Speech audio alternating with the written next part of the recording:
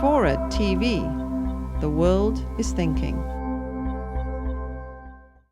Just from a first-person perspective and going around, well, one of the things I was struck by is these people in Africa are friends.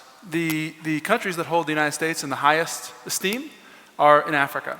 And we have an opportunity for really vital partnerships going forward. I think part of it's because, we're still seen positively, by some countries. But I think also it has to, we don't carry that colonial baggage either. And, those opportunities sort of have presented us with the ability to make a difference there. And when I said, well, what can we do? How can the United States get more involved?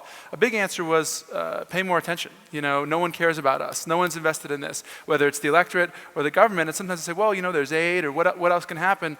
What else can people do? Often I would hear, it's not really about aid. It's about being invested in the actual issues, thinking about them and understanding them, because often there are much more creative solutions, much more effective solutions that can take place. And in terms of what the United States government has done at a very low-cost level, under Jendai Fraser, Tim Shortley from the State Department has played an integral role in the peace process in Eastern Congo, for example, where we have our State Department representatives meeting directly with principal parties in this and bringing them to the table to negotiate and forge peace in concert with Apollinaire Malu there and a lot of other Africans who are leading the charge. But as an impartial external force, there's a real diplomatic role for us to play. And I guess secondarily, again, just talking to people who give me their unvarnished opinion, one thing I heard over and over and over again was that Western folks come in oftentimes with a sense of this is how it works.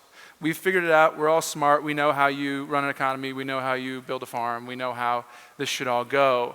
And imposing that paradigm on people who have no familiarity with that and don't know necessarily how to make it work and aren't interested in that, oftentimes is much less effective than taking ideas that are African in origin. In other words, imposing solutions into existing social grooves in that country. Again, what I've seen has been much more effective and probably at a lesser cost. And I guess on a final note, the people that I've met have really, again, belied these expectations that I had. I talked to fishermen in Mwanza who are making 20 cents a day. And they said, look, we just want more opportunity. We want to work more. We want a better job. We want people to buy these fish. We want better distribution.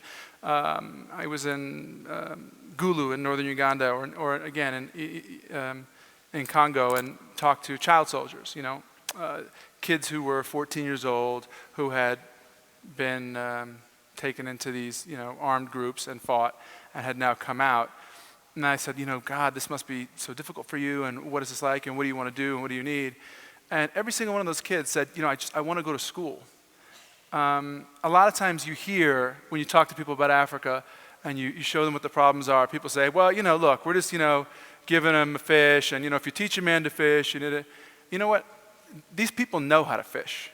They need a pond to fish in. They need these opportunities.